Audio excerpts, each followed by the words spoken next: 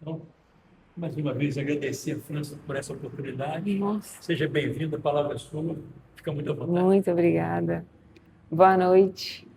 Eu que agradeço de novo a oportunidade de estar aqui com vocês, com esses tantos desencarnados que, pela misericórdia divina, nos acompanham nos estudos, nas reflexões acerca do Evangelho de Jesus.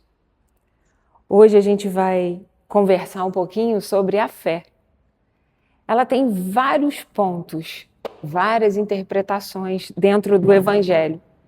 Tem uma que me tocou dessa vez, cada hora é uma passagem, que é do capítulo 19, A Fé Transporta Montanhas, é o item 12, a fé divina e a fé humana. Ué, mas tem dois tipos de fé? São dois tipos de fé, dependendo da nossa intenção, como nos traz Allan Kardec. Primeiro, ele vai falar para a gente que a fé é o sentimento inato que tem dentro do homem. É uma sementinha que tem dentro da gente. E assim como toda semente, ela precisa ser cultivada. Outras pessoas vão colocar a fé como se fosse um músculo do corpo. Bom, se eu quero um braço forte, eu preciso fazer um exercício específico para o braço, não para a perna. Às vezes eu quero ter uma fé que mova as montanhas, mas eu não faço nada para isso. Eu não estudo as obras de Jesus Cristo, eu não leio o Evangelho, eu não faço uma prece, eu não desejo o bem para o próximo, eu tenho inveja, eu calunio, às vezes mando uma fofoquinha que não vai fazer mal nenhum pelo WhatsApp.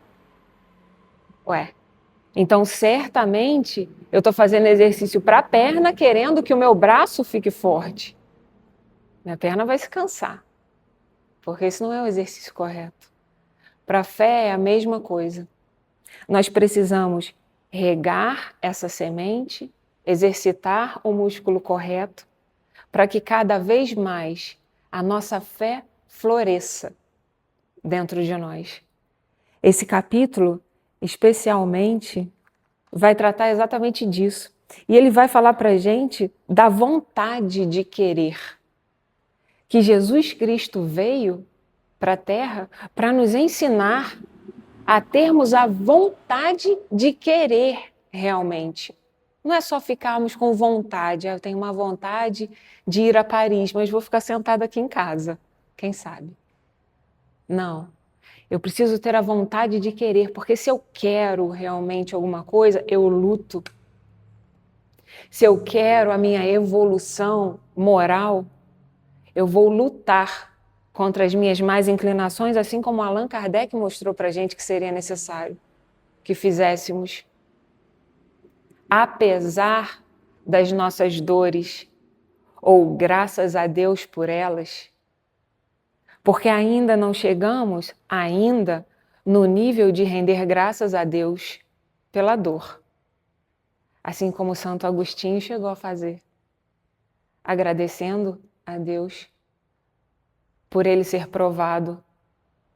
Também tem aqui no nosso Evangelho, capítulo 5, o mal e o remédio.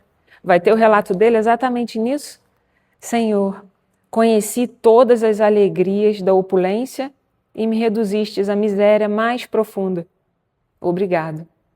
Obrigado, meu Deus, por querer bem experimentar vosso servo.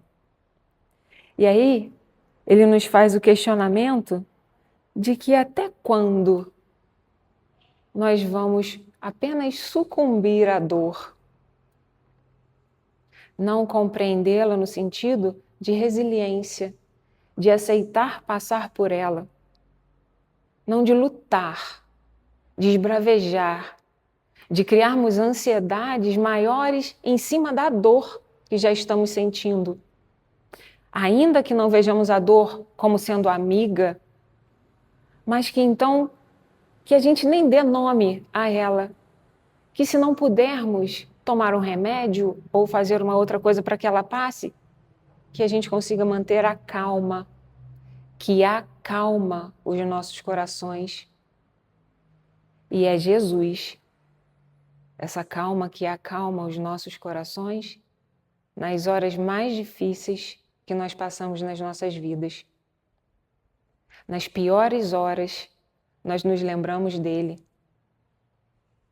E é a fé, esse nome tão pequeno, que nos eleva à mansidão de sentimentos, ainda que nas tribulações das tempestades da vida, porque elas vêm, o Evangelho também nos mostra, e que certas ocasiões a gente, salvo engano, sofre de apostasia, que é a falta da fé, que a gente se lembre de tomar o remédio, de ir à academia e malhar o músculo certo, de regar essa semente dentro de nós da forma que nós melhor sabemos fazer, pela caridade, da forma de distribuição de amor, da ação, o amor em movimento, que vai ser a caridade, como Paulo nos trouxe.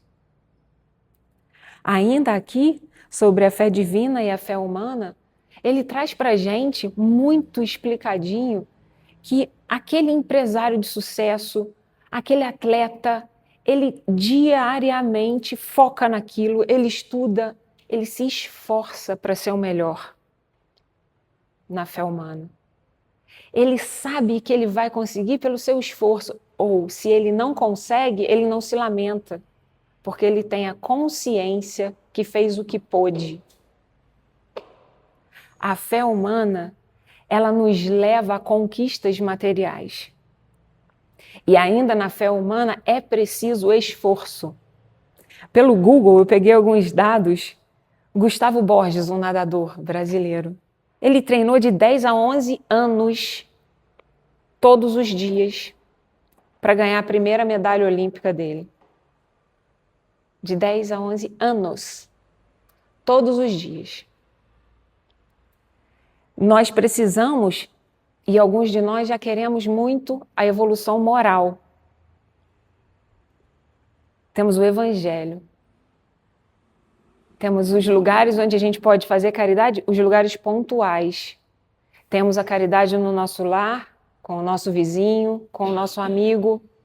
Será que nós nos esforçamos para nós atingirmos a elevação moral, tanto quanto nos esforçamos para atingirmos as nossas metas materiais?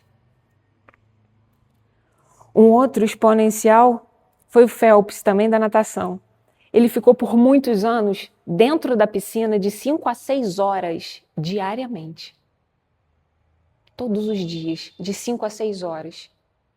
Nadando, nadando, nadando, nadando, a exaustão. Para ele ser o melhor, para ele evoluir. Porque a fé dele era muito forte de que se ele, a convicção trazia isso para ele, que se ele se esforçasse, se ele treinasse, a cada segundo ele ficaria melhor. E ele ficou. A fé humana. E a nossa fé divina? A nossa fé divina, ela vai ser exercitada também nesse momento de doença que às vezes nos acomete, que a gente não vê o futuro, porque por mais que nós falamos às vezes que eu acredito na vida futura, eu acredito que existe vida depois da vida, mas 80% do nosso tempo a gente vive como se não acreditasse. Se a gente parar hoje e se a gente conseguir olhar uma semana da nossa vida, será que a gente tem feito as nossas ações de acordo com uma pessoa que acredita pelo menos 50% que existe a vida depois da vida? Porque se a gente acredita mesmo que existe vida depois da vida, a gente precisa se esforçar muito para que quando a gente chegue lá, a gente chegue bem. A gente não se espante, a gente não arraste algumas pessoas que nos querem mal, ou que a gente não arraste uma multidão de pensamentos assim, ai meu Deus, perdi tanto tempo. Por que eu não acordei antes? Eu podia ter feito tanta coisa e não fiz. Falta de fé? Falta de fé. Falta de fé no futuro. É a falta da fé divina. Porque a gente vive realmente como se não houvesse vida depois da vida. Uma amiga muito querida, ela me fala assim, em tom de brincadeira, mas que é muito sério: não, eu preciso evoluir, porque aqui é mais ou menos, hoje em dia, 90 anos. E lá do outro lado? São séculos, milênios, para a gente pleitear uma nova oportunidade de voltar aqui. E é difícil, dizem os espíritos. E a gente já conseguiu, meu Deus. A gente se esforçou muito, salvo as reencarnações compulsórias, que a gente sabe que existem, mas a gente deve ter pedido demais e falado que aceitava muita coisa. Não, eu brinco às vezes e eu falo: nossa, Deus, você me conhece, né? Mas eu acho que eu dei uma escorregadinha e falei: mentira, eu não aceitava tanta coisa assim. Que tem hora que vem uma coisa atrás da outra na nossa vida.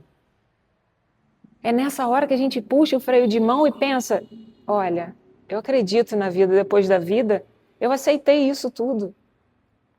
Aliás, eu devo ter pedido para a gente já começar a ir zerando débitos antigos, a ter a oportunidade de sentir o que nós causamos, muitas das vezes.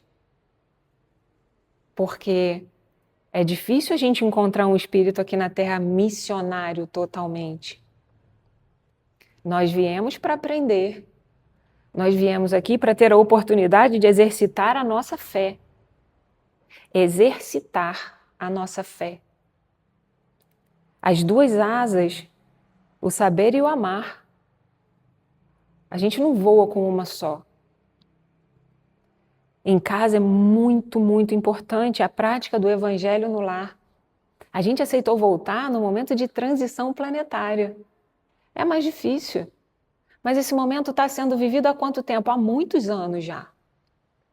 Muitos anos. Não é novidade para a gente. Se a gente for olhar séculos atrás, as cabeças eram decepadas. Não se podia falar em Jesus no cristianismo. As mulheres eram tidas como animais domésticos. Então, a gente já evoluiu bastante. É claro que existe um lastro muito grande até o que a gente está destinado a ser, mas a gente vai ser. Depende do exercício que a gente faz da nossa fé todos os dias, o tempo que a gente vai demorar para isso acontecer. Encarnados e desencarnados. Mas enquanto estivermos aqui no plano da matéria, é preciso que a gente se organize. É preciso que a gente se organize aqui dentro. Porque eu vou responder por mim. Eu não vou poder falar assim: eu não evoluí porque minha mãe. Não.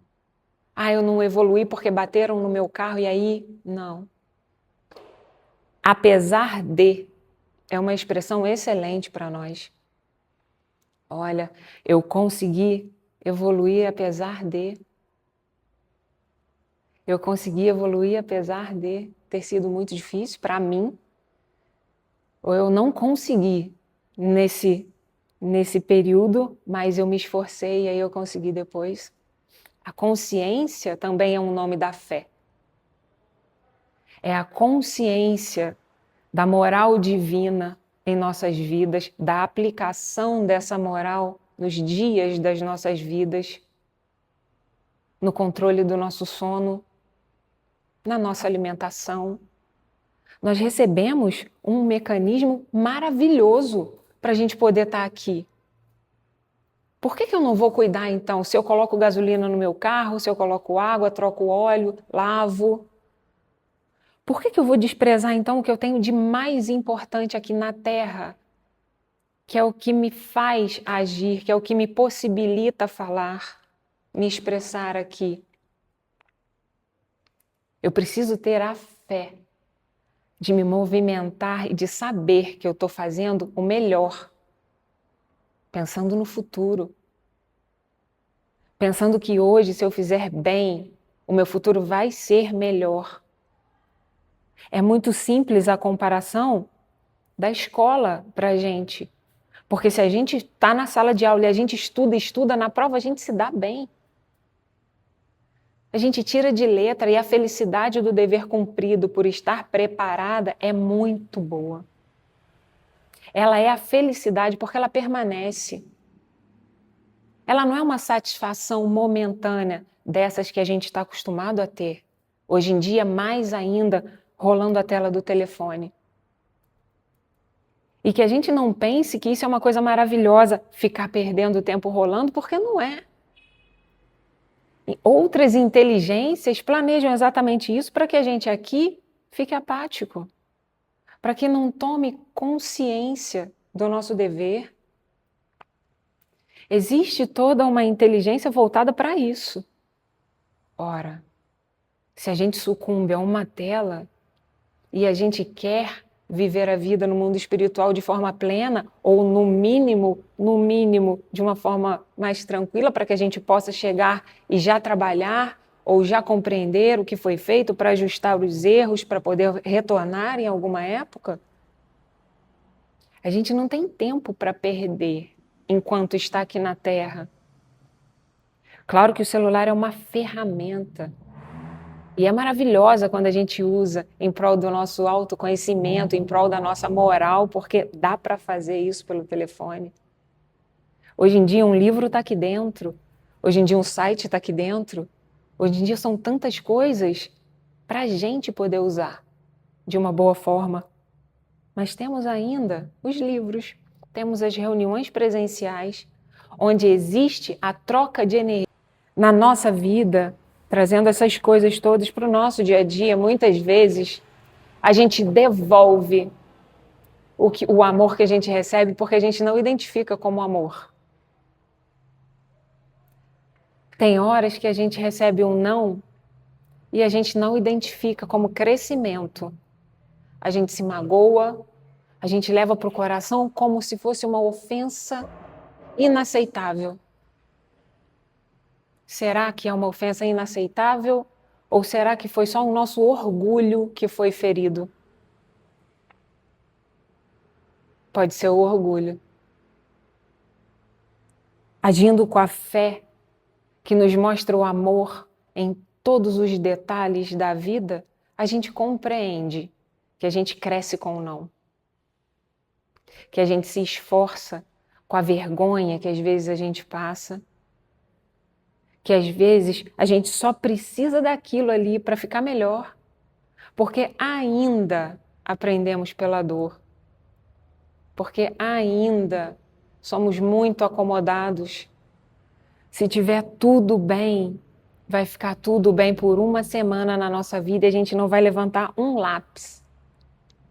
É muito difícil lutar contra, mas é imprescindível que a gente faça isso todos os dias, assim como os atletas fazem em sua rotina.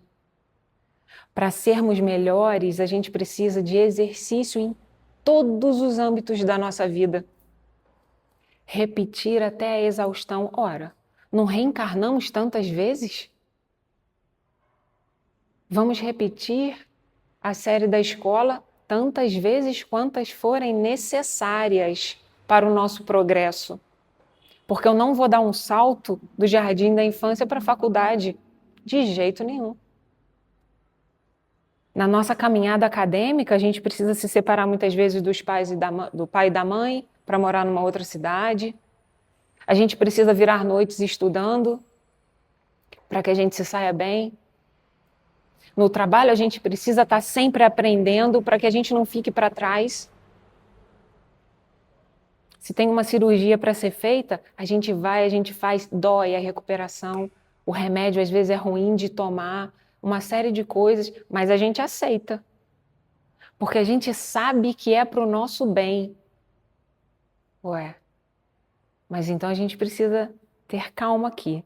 Por que a gente não compreende como sendo para a nossa evolução as dores que a gente passa na vida? Todas elas.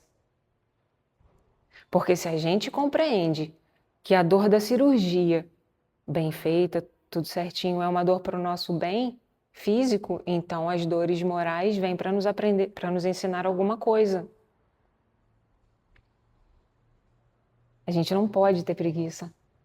Não pode mais.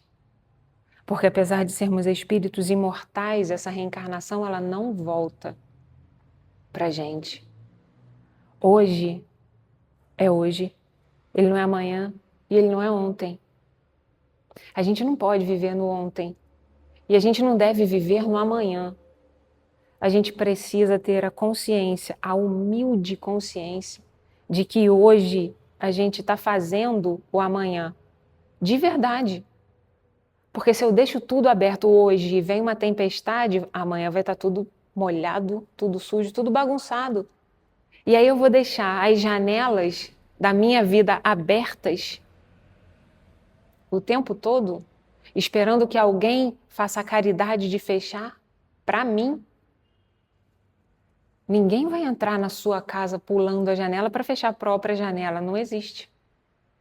Se nós não agirmos, se nós não tentarmos, nós não iremos conseguir. Nós precisamos tentar com a força da vontade. Jesus Cristo veio e fez vários milagres para a gente ver, porque a gente precisava e precisa ainda muitas vezes. Até um dia chegar que a gente vai entender que são efeitos naturais quando a gente consegue dominar a nós mesmos, compreender a força que nós temos. O Dr. Frutuoso fala que nós temos a força de uma hidroelétrica dentro de nós. Imaginem. Isso é física. Não estamos falando de religião. Estamos falando de física quântica. O potencial do magnetismo também está aqui nesse capítulo. Olha, se uma cura com as mãos ela é efetivamente realizada, é o poder da onde? Do magnetismo. A mediunidade é física. Cada um tem um tipo de mediunidade, ela é física. Nós podemos aqui ampliar, nós podemos trabalhar para que a gente fique mais afinadinho. Mas a nossa conexão, ela vem fisicamente. Precisamos estudar para que isso melhore. Ah, mas eu não quero ser médium. Tá. Eu falava há muitos anos atrás aqui, eu sentada com a tia Angelina, eu falava, ai tia Angelina, mas eu morro de medo do estudo de quarta-feira. Eu não quero ir para mediúnica. Aí a tia Angelina, mas você já trabalha mediunicamente quando você ajuda uma pessoa, quando você faz uma oração. Isso também é trabalho mediúnico. Isso também é energia. Isso também é acolher os espíritos sofredores, porque somos espíritos, só que estamos reencarnados. Então, quando você acolhe um irmão que está sofrendo, a mãe, o pai, o filho, o tio, você está fazendo um acolhimento de um espírito sofredor, naturalmente. Não existem fenômenos, não precisamos mais das mesas girantes. A gente já teve isso. A gente não lembra porque não estuda, mas já teve isso aqui. A gente hoje precisa compreender e colocar em prática com humildade, com simplicidade e com persistência. Falta para a gente o dia a dia. A obra se constrói no dia a dia. O reino de Deus dentro de nós, ele vai ser construído todos os dias. Todos os dias. A túnica nupcial, a gente borda a nossa, para a gente poder participar. A gente borda com amor, com a alegria de estarmos aqui, tendo essa oportunidade maravilhosa que muitos espíritos estão pleiteando e não conseguem ainda. Nós já conseguimos. Nós estamos aqui. Nós conhecemos a doutrina dos espíritos. Eles voltaram para falar para a gente. Eles voltaram para falar. E isso é uma maravilha. A boa nova de Jesus Cristo, ela sempre vai ser uma boa nova. Porque cada vez que a gente buscar, a gente vai ter um entendimento. Porque cada dia que a gente acorda, a gente interpreta com um sentimento. Ah, hoje eu não dormi muito bem, estou lendo esse capítulo. Meu Deus, mas estava escrito isso? Tava. Voltei e li de novo. Nossa, é outra interpretação. Não acaba nunca a interpretação do Evangelho. Nunca. Todo dia é uma coisa nova. Todo dia é um absurdo de coisas boas que tem aqui dentro. Esse capítulo 19, item 12, eu aconselho muito a leitura. Porque ele é luz pura. Todo Evangelho é, mas esse eu estou apaixonada. Ele é muito bom. Ele acalma o nosso coração. Ele ensina para a gente, de verdade, que nós temos força. Todos os dias nós temos força. Não vamos mais ficar só sentados. A gente precisa acreditar em nós. A obra de Deus, ela é incrível. Deus não ia criar a gente à toa. Nunca. Se a gente está aqui é porque a gente é muito especial, é porque a gente tem muito potencial. A fé que Jesus tem na humanidade é sem tamanho. É sem tamanho, porque Ele sabe onde a gente pode chegar. A gente que não quer, mas a gente vai querer. A gente vai ter a força da vontade. E não adianta a gente reclamar, porque o nosso destino é esse. É muito bom que a gente comece a ser feliz hoje, porque a palavra de Jesus traz felicidade. Ela traz a paz que a gente precisa. Ela traz o conhecimento de que eu não vou ficar reclamando o tempo todo, porque eu sei que eu estou reclamando. Eu não estou fazendo mais nada, eu estou colocando à minha volta outras vozes que também reclamam. E aquilo vai crescendo, crescendo, crescendo, até uma hora que tudo que eu falo é reclamação. Ah, porque eu moro no Brasil, aqui é muito calor. Ué, mas se a gente morasse na neve, ia reclamar da neve. Eu tenho uma prima que mora no Canadá, ela não aguenta. Ela fala que o índice de depressão lá é um absurdo. E vem pra cá, 40 graus, ela quase chora de rir. Ela, meu Deus, o céu azul, tá quente, que beleza. Você vê, cada um tem uma interpretação. Mas a gente sempre vai reclamar? Ou a gente sempre vai começar, ou a gente vai começar a admirar as coisas que a gente tem, porque são possibilidades que Deus dá pra gente exercitar nossa fé, pra gente compensar erros passados.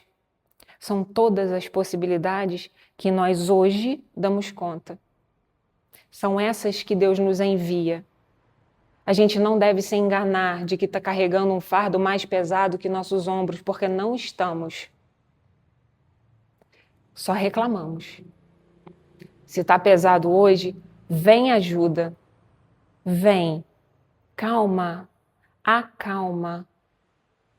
Às vezes não conseguimos fazer uma prece inteira, então a gente só fica quietinho e pede a Jesus para ficar ali com a gente. Imagina Jesus do seu lado. Imagina Jesus sentado à mesa, nesse domingo que é incrível, do Dia das Mães, que todas as energias estão vibrando para isso, as energias de amor, meu Deus. Tantos filhos desencarnados vêm, e eles vêm para abraçar suas mães. Tantos. Vamos imaginar Jesus à mesa. Olha que coisa linda. Convidem Ele. E o vejam sentado conosco à mesa. É muito bom isso. Essa é a boa nova. É a presença de Jesus conosco o tempo todo. Ah, eu não vou ficar chamando Jesus toda hora porque eu estou atrapalhando. Jesus é Jesus, gente. Jesus ajuda a gente aqui e Ele ajuda as pessoas que estão no avião passando mal. Ele ajuda todo mundo. A gente não pode comparar Jesus conosco. Em casa, quando um filho chama o outro, chama já não dá, mas Jesus é irmão. Chama, imagina ele do lado. Ai, tá difícil aqui. Ai, Jesus, vem aqui, vamos estudar junto. E conversa com ele, fala, porque é isso que ele quer. É isso que ele quer. Ele quer que a gente compreenda que somos mais próximos do que a gente imagina. Ele não está lá longe, naquela cruz inalcançável, não. Ele está aqui com a gente. O tempo todo, se a gente chama e imagina ele do lado, atrás da gente, conversando. É incrível.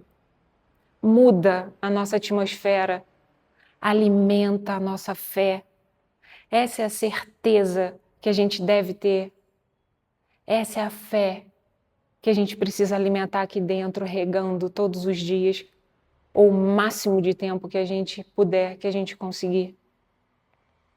É chamar Jesus para ser conosco todos os dias da nossa vida e todas as noites que formos dormir. Ai, Jesus, toma conta do meu sono. Eu sei que meu corpo, meu espírito vai se desligar momentaneamente, mas não totalmente do meu corpo. Então auxilia, orienta, para que eu vá para lugares de estudo, para que eu vá para lugares onde eu encontre amigos, eu encontre boas pessoas que me ajudem nessa caminhada, que lá na Terra está difícil. Coloquem Jesus em tudo, em tudo. E em tudo que fizerdes, dai graças. Graças a Deus. Bom, quase não é. Muito obrigada para vocês. Muito obrigada. Que Jesus nos abençoe imensamente todos os dias. Que a gente saia daqui melhores. Um pouquinho, pelo menos, do que quando chegamos. Obrigada. Faço, claro. Então, vamos elevar nosso pensamento com muita alegria a nosso Senhor Jesus Cristo, agradecendo a Ele com todo o nosso coração pela oportunidade desta vida. Muito obrigada, Senhor, por estarmos aqui hoje reunidos em Seu nome, por estudarmos a Sua vida, o Seu amor, por desfrutarmos do Seu caminho, Senhor.